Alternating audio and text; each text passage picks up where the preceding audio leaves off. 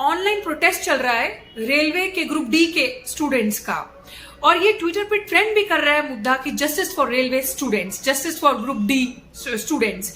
मैं हैरान हो रही हूँ इस चीज को देखकर कि ये वैकेंसीज जो है ग्रुप डी की 2019 में निकली थी, तकरीबन कोई 60,000 के करीब वैकेंसीज निकली थी, जिसमें 1,26,00,000 लोगों ने ये फॉर्म भरे थे। आप सोचिए 1,26,00,000 लोगों ने 500 रुपए कुछ फीस थी और ये फॉर्म भर दिए, और आज 2019 से लेके आज 2021 हो गया और 3 साल हो चुके हैं, 3.5 साल इस पूरे इशू को चलते हुए, और ना ही उनका एग्जाम हुआ है, ना ही उनका कोई पता चल रहा है कि नेक्स्ट डेट क्या है सरकार की तरफ से। कुछ भी उन लोगों को पता ही नहीं है कि उनके वो जो 500 रुपए जो उन्होंने दिए थे फॉर्म भर के वो कहाँ गए। अगर आप, मैं कहती हूँ मिनिमम लोएस्ट इंटरेस्ट रेट भी अगर लगाकर चलें, जो 500 रुपए उन्होंने फीस भरी थी, क्योंकि गरीब लोग हैं हमारे देश में, ऑलरेडी नौकरियां नहीं है, लोगों के पास पैसा नहीं है, पता नहीं किस तरीके से कैसे, अगर आप मान लीजिए किसी ने लोन लेकर भी पैसा लिया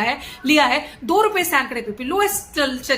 लेकर चले वैल्यू, तो आप सोचिए कि आज के टाइम पे कितने हजारों करोड़ का घोटाला ये सरकार कर चुकी है, उस चीज को अगर ध्यान में रखें। उसी के साथ 2019 में ही एनटीपीसी के लोगों ने फॉर्म भरा, और वही फॉर्म आई थिंक कुछ 60,000 के करीब उनकी भी वैकेंसीज थी, 35,000 के करीब वैकेंसीज थी, और वो 35,000 लोगों ने, उनका सिर्फ एक लेवल का एग्जाम होता है, और वो एक लेवल के एग्जाम के बाद देयर इज नथिंग, उनके लिए भी कोई न्यूज नहीं है सरकार की तरफ से कि what is the next step. उनके जो अगले एग्जाम है कि जिनमें वो जैसे वो स्टेशन मास्टर हो गए या गार्ड्स के एग्जाम होते हैं, कि वो आगे क्या करेंगे या कब एग्जाम होगा, कब उनकी कोई ज्वाइनिंग होगी, कोई अता पता नहीं है। और तीसरी आप बात ले लीजिए, सबसे बड़ा एक और घोटाला, एसएससी के छात्र जिनका एग्जाम भी हो गया, रिजल्ट भी आ गया, और उनका यही नहीं अता पता कि कब ज्वाइनिंग है, कब क्या चीज है।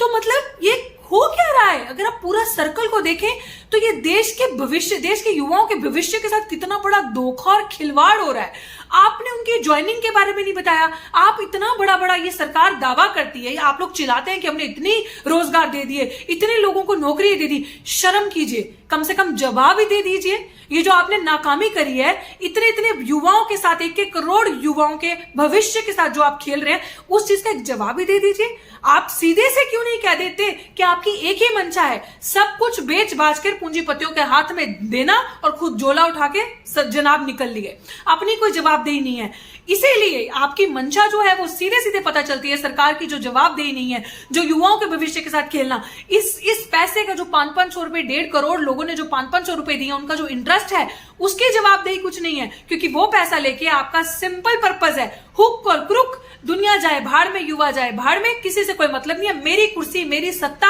मेंटेन रहे, और मैं सिर्फ आया हूं इस देश में पूंजीपतियों के लिए, और वो जो corporate, my so called corporate friends, वो फ्रेंडशिप मेंटेन रहे। और उस फ्रेंडशिप को, मेरी बात आप ध्यान से समझिएगा, ये सिर्फ उस फ्रेंडशिप के लिए पूरे देश को उस पे रखा जा रहा है, एक ऐसे तट पे रखा जा रहा है कि कभी भी किसी का गला कट सकता है। कल जंतर मंतर पे बैंक बचाओ देश बचाओ, बैंक वाले आंदोलन कर रहे थे क्योंकि बैंक खतरे में है। उससे पहले भी रेलवे का आंदोलन हो चुका है, और अब ये युवा, आप आंकड़ा लगा के देखिए कि किस तरीके से हर क्षेत्र को, हर सरकारी संस्थानों को इस तरीके से ये सरकार हमले पे हमला करी जा रही, खतरे पे खतरा, और कोई जवाबदेही नहीं है। और जब आप दावे से झूठ बोलते हैं कि हमने रोजगार दिया, युवाओं को इतनी नौकरियां दे दी, और ये छात्र जो है, जो ट्विटर पे ट्रेंड करा, जो अपनी आवाज सुना रहे हैं कि जस्टिस फॉर रेलवे स्टूडेंट्स, इनकी जवाबदेही कौन देगा? आई एम सॉरी, आप लोगों का ये जो एक बेशरम चेहरा है, जो युवाओं के, देश के भविष्य के साथ खेलना, देश की जो मूलभूत चीजें हैं उनको, उनकी बोलियां लगा रहा और उनको बेचते जाना, ये सबके सामने है। क्योंकि प्रत्यक्ष को प्रमाण की आवश्यकता नहीं होती, और वहां से पता चलता है कि आपके सिंपल एक मुद्दा है कि देश जले, युवा मरे, किसान मरे, कुछ भी हो, बस मेरी रहना चाहिए तो सिर्फ मेरी कुर्सी रहनी चाहिए, और वही आप एक काम कर रहे हैं।